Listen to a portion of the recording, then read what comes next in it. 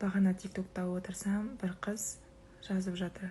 Тикток тұрыпты, күйеуі орыс екен. Сонда бізге айтып жатыр: қазақтар, неге сендер орыстарды не істеп жатсыңдар? Карантинге дейін қандай болдыңдар? Бұларда да сондай жағдай. Соғысқа дейін Россия қандай болды? Қазір просто соғыс болып жатқасын, сондай ситуация болып жатыр, сондай жағдай болып жатыр деп.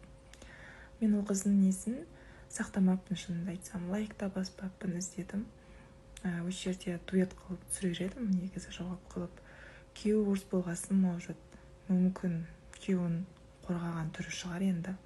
Бірақ мен ол қызға айтқым келеді, немесе былай да айтқым келеді: 30 жылда орыстар бізге еш нәрсе жасаған жоқ. Қайта біз орыстарға жасап жатырмыз. Біздің қаншама байлықтарымыздың бастығы орыстар. Қаншама жаңағы ОТКБТ, Евросоюз, соның бәрінде біз бармыз. 30 жылда біз өзіміздің тілімізді әлі дамытқан жоқпыз. Тәуелсіз мемлекет болсақ та.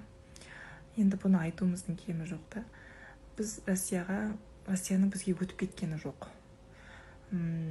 Карантинге дейін деп карантинді салыстырмасын. Карантин ол бізде ауру, бұл жерде Россиямен басқа жағдай, Ресеймен. Сондықтан Ресейге біз соғыс ашып берген жоқпыз.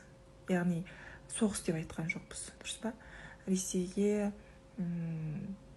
білмеймін, енді менің өзім оның бізге Ресейдің өтіп кеткен жоқ. Қайта біздің өтіп кеткеніміз болмаса, шынына келгенде әлі күнге дейін олар біздің солтүстікті көздейді. Әлі күнге дейін біздің солтүстіктен дәметеді. Жерін алайық, осы қазақ біздің жеріміз деп тойымсыздықтары бар. Ол бар нәрсе. Қырымды да сөйтті, Луганск, Донецк, солардың барлығын солай жасап отыр. Сондықтан ол қызға айтқым келеді: Россияны қатты қорғайтын болсаң, Россияның азаматтарын қатты жақсы көретін болсаң, жарайды, енді күйеуің орыс екен, сол жаққа барып тұр.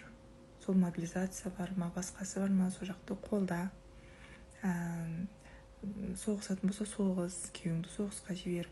Бірақ бізге келіп жатқан орыстарды, қарағым, қазақтың қызы, сен қорғамай қой.